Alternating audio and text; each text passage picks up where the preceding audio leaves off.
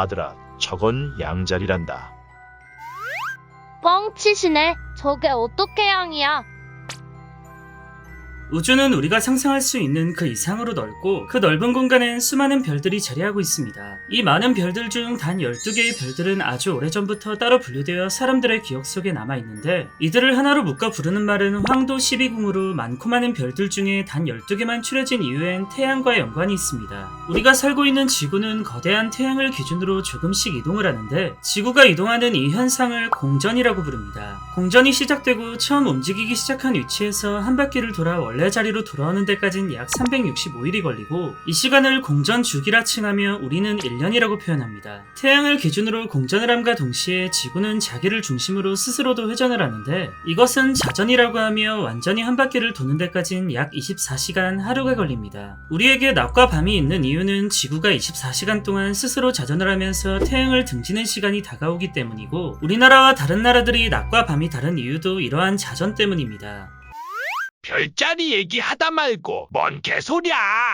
왜 뜬금없이 이상한 설명을 하냐고 하실 수도 있지만 이 점을 미리 알고 가야 별자리가 무엇인지 이해할 수 있습니다. 공전하는 지구에서 태양을 관측할 때 보여지는 각 시점들을 원 모양으로 표현하여 황도라고 부르는데 이 황도에 위치한 12개의 별자리들을 황도 12궁이라 부릅니다. 12개로 나뉘어진 이유는 1년이란 시간을 개월로 나누면 12개월이기 때문이고 이에 따라 월마다 관측되는 별자리도 공전 시기에 따라 달라집니다. 예를 들면 8월경 관측되는 별자리는 사자자리가 되고 11월경 관측되는 별자리는 정갈자리가 되는 것입니다. 그러나 아이러니하게도 각 시기의 별자리들은 정작 우리의 눈으로 보는 것이 불가능한데 어디까지나 공전 중 태양을 바라보는 기준으로 관측한 것이기 때문에 눈부신 태양에 가려져 하나도 안 보입니다. 그 대신 지구가 자전을 하면서 태양을 등지고 밤이 되면 해당 시기 별자리의 반대편에 위치한 별자리를 볼 수 있습니다. 만약 여러분들이 태어난 달에 해당되는 별자리를 두 눈으로 직접 보고 싶다면 생일로부터 약 6개월이 지난 이후에 관측하는 것이 가장 잘 보인다고 합니다. 황도 12궁에 해당하는 별자리는 양, 황소, 쌍둥이, 개, 사자, 처녀, 천칭, 정갈, 궁수, 염소, 물병, 물고기 이렇게 12개의 별자리가 자리하고 있고 오늘은 이 중에서 양자리의 탄생 신화에 대해 알려드리려고 합니다. 지금까지의 내용이 다소 이해할 것이 많아 머리가 아프실 테니 딱 한 턴만 쉬고 바로 이어가겠습니다.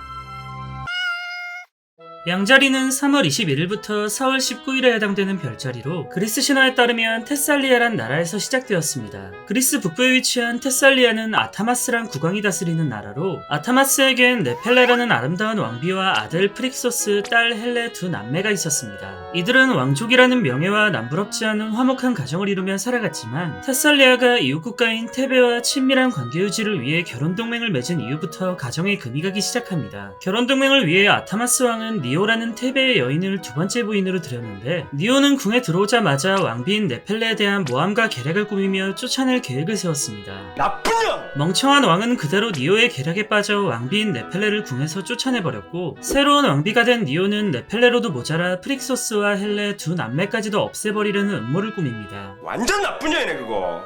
네펠레를 쫓아내고 니오가 새로운 왕비가 되었을 땐 한 해 농사를 시작하는 모내기철이었는데 니오는 엄청난 양의 씨앗을 농부들에게 나눠주며 착한 척을 했습니다. 그러나 이 씨앗은 사실 왕비가 미리 뜨거운 물에 삶아놓은 씨앗이었고 이 사실을 알리 없던 농부들은 씨앗을 준 니오를 찬양하며 싹이 틔우기만을 기다렸습니다. 당연히 삶아진 씨앗에서 싹이 날 리는 없었고 며칠이 되고 몇 달이 돼도 싹이 나지 않고 농부를 포함한 백성들이 굶주리게 되자 그제서야 니오는 추악한 본색을 드러내기 시작합니다. 니오는 싹이 나지 않는 이유가 프릭소스 왕자와 헬레 공주가 속안에 나쁜 마음을 품고 있어 신이 노하여 천벌을 내린 것이라며 온 나라에 소문을 냈고 이 소문이 백성들에게 퍼지자 왕자와 공주를 처형하라는 민심이 들끓게 됩니다. 아무리 멍청한 국왕이라도 자신이 사랑하는 자식들을 지키고 싶었지만 당장 나라가 망할 판국에 왕은 선택의 여지도 더 이상의 힘도 없었습니다. 남매가 처형된다는 소식을 들은 전 왕비인 네펠레는 제우스 신전으로 찾아가 남매를 살려달라며 간절히 부탁하며 기도했는데 이 모든 상황을 하늘에서 보고 있던 제우스는 자신의 아들인 헤르메스를 호출하여 두 남매를 구출하라 명령했습니다. 제우스의 명령에 헤르메스는 황금 빨간색 털을 가진 양을 타고 두 남매에게 다가왔고 남매를 그대로 양에 태워 보다 안전하고 행복한 곳으로 날려보냈습니다. 계모에게 시달리던 지난날을 모두 잊고 이제 행복만을 기대하던 남매였지만 비극은 아직 끝나지 않았는지 남매 중 헬레는 양의 등에서 미끄러져 바다에 떨어졌습니다. 아시아와 유럽 사이에 위치한 바다 한가운데 떨어진 헬레는 그렇게 짧은 여생을 마감하였고 헬레의 시신을 건진 이곳 주민들은 어린 나이에 죽은 아이를 가엾게 여겨 이 바다의 이름을 헬레스펀트라 불러주었습니다. 그나마 홀로 남은 프릭소스는 안전하게 목적지에 도착하여 남은 여생을 편안히 보낼 수 있었고 제우스는 자신의 임무를 충실히 수행한 양의 공을 인정하여 하늘을 별자리로 만들어주어 우리가 아는 양자리가 탄생했습니다.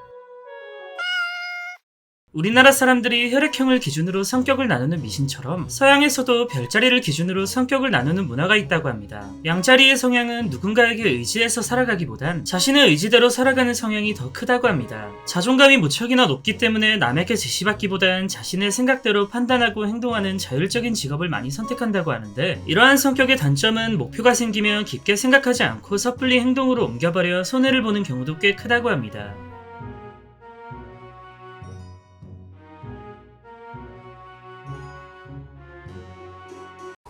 안녕히 계세요, 여러분!